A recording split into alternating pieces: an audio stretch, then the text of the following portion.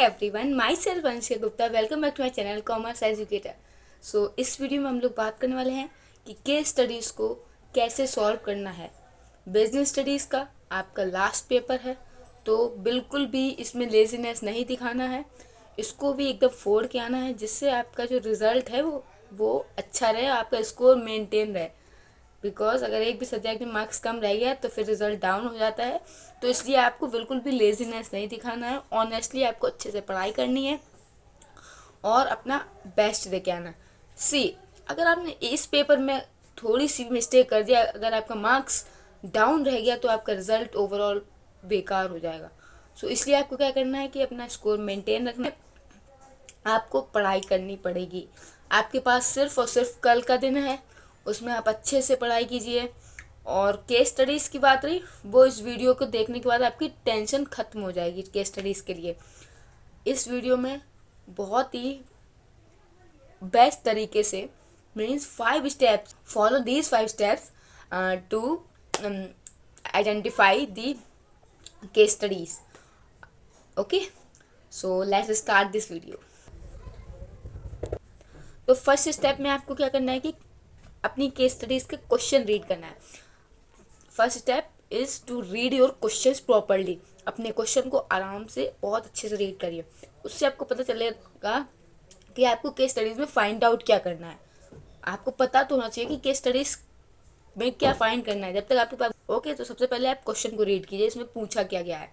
Next step आपका क्या होगा, step number 2, after reading the question आपको क्या करना है, केस स्टडीज़ को ऊपर ऊपर देखना है। अब आप लोग अभी तक प्री बोर्ड्स देते आए हुए हो, तो आपको इतना थोड़ा अंदाज़ा लग गया होगा कि जब भी केस स्टडीज़ आती है उसमें कुछ सिमिलर कीवर्ड्स दिखते हैं। उस टॉपिक से रिलेटेड, जो भी टॉपिक है उससे रिलेटेड कुछ कीवर्ड्स मिलते हैं आपको हर एक केस स्टडीज़ में, राइट। तो ऊपर ऊपर केस स्टडीज़ को देखने के बाद आपको कीवर्ड्स दिखेंगे, उसको अंडरलाइन कर लीजिए। ओके, आपने क्वेश्चन रीड किया, केस स्टडीज़ को ऊपर ऊपर देखा, उसमें जो भी कीवर्ड्स थे उसको अंडरलाइन कर दिया। अंडरलाइन मीन्स अपने माइंड में हाईलाइट कर लिया, हाँ ये टॉपिक से रिलेटेड लग रहा है ये कीवर्ड्स। स्टेप नंबर 3, अब आपको क्या पता लग गया, इसमें कीवर्ड्स मिल गए आपको, ठीक है। तो उससे रिलेटेड आप सोचेंगे कॉन्सेप्ट, किस कॉन्सेप्ट से रिलेटेड ये कीवर्ड है।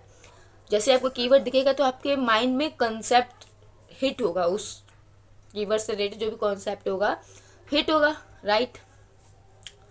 तो आपको क्या करना है, ओके, कॉन्सेप्ट समझ आया। अब अगर क्वेश्चन कॉन्सेप्ट नहीं भी आ रहा है तो फिर आप क्या करेंगे, अपनी केस स्टडीज़ को रीड करो अच्छे से। केस स्टडीज़ को रीड करो, अपने माइंड में इमेजिनेशन क्रिएट करो, पिक्चर क्रिएट करो। जो भी केस स्टडीज़ में पूछा गया उस तरह से अपने माइंड में एक पिक्चर सी क्रिएट कर लो। जब आप पिक्चर क्रिएट करोगे ना, तो उससे रिलेटेड आपको जो भी कॉन्सेप्ट है वो एकदम क्लियर हो जाएगा कि किस कॉन्सेप्ट के बारे में बात हो रही है।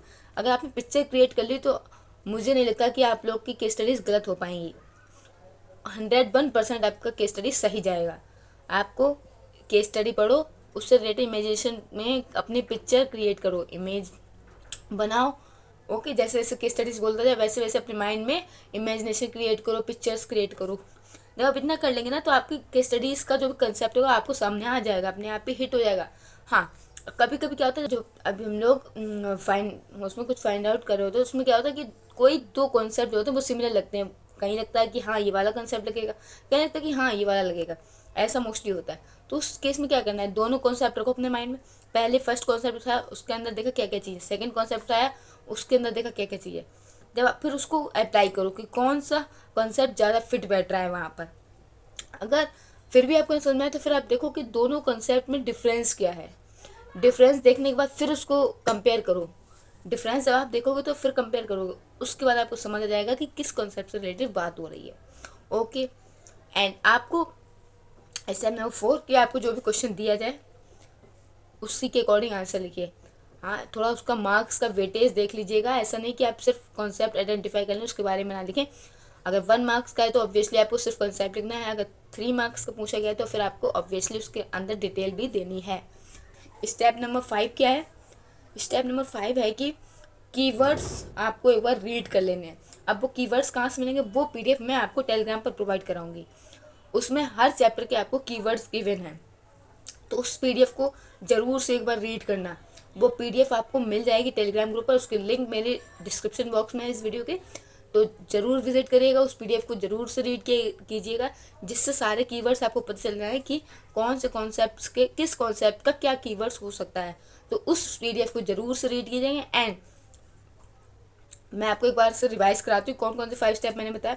फर्स्ट स्टेप में आपको क्वेश्चन रीड करना है। Okay, first step question read. Second step में आपको क्या करना है, सेकंड स्टेप में आपको केस स्टडीज़ को देखना है एक बार, उसमें कीवर्ड्स को थोड़ा देखना है कि किस कीवर्ड्स को हाईलाइट करना है अपने माइंड में। राइट, जब आप कीवर्ड्स हाईलाइट करेंगे। स्टेप नंबर 3, अब जो भी आपको कीवर्ड दिखा है उससे रिलेटेड अपने माइंड में पिक्चर क्रिएट करो। अब जो भी कॉन्सेप्ट आपको समझ आ रहा है हाँ ये है, तो फिर केस स्टडीज पढ़ो, उसका पिक्चर बनाओ, अपने माइंड में इमेजिनेशन क्रिएट करो। अगर वो फिट बैठ रहा है आपका कॉन्सेप्ट तो सही है। स्टेप नंबर 4, अगर आपको कोई सिमिलर कंसेप्ट लग रहे हैं वहाँ पर क्या करना है, दोनों ही कंसेप्ट को अच्छे से अंडरस्टैंड करना है, माइंड में कंपेयर करना है, दोनों की सिमिलरिटीज़ देखो, डिफरेंसेस देखो, जो उसमें अच्छा बैठ रहा हो, मतलब अच्छे से फिट हो रहा हो उस कॉन्सेप्ट में, उसके स्टडीज़ के अकॉर्डिंग उसको यहाँ पे डाल देना। ओके, फिफ्थ स्टेप मैंने ये बताया कि आपको कीवर्ड्स पढ़ के जाने हैं। वो कीवर्ड्स आपको मेरे टेलीग्राम ग्रुप पर पीडीएफ मिल जाएगी, तो ज़रूर से पढ़ लेना और मेरे चैनल को सब्सक्राइब कर देना और इस वीडियो को लाइक कर देना एंड शेयर कर देना अपने फ्रेंड्स के साथ। So thank you everyone. I hope आप लोगों का बीएसटी का एग्ज़ाम भी बहुत अच्छा जाए और आप लोग बीएसटी के एग्ज़ाम को भी क्रैक करके आओ, एकदम फोड़ के आओ, जिससे अगर आपका कोई भी सब्जेक्ट में नंबर कम रह गया या फिर जितना एक्सपेक्ट किया उतना अच्छा नहीं हो पाया, तो बीएसटी को आप अपना बूस्ट करो, बीएसटी में आप अपना अच्छा दो, बेस्ट दो, जिससे आपका जो स्कोर है वो मेंटेन हो सके और अपना अच्छा स्कोर अचीव कर सके, अपना ड्रीम अचीव कर सके। So thank you so much.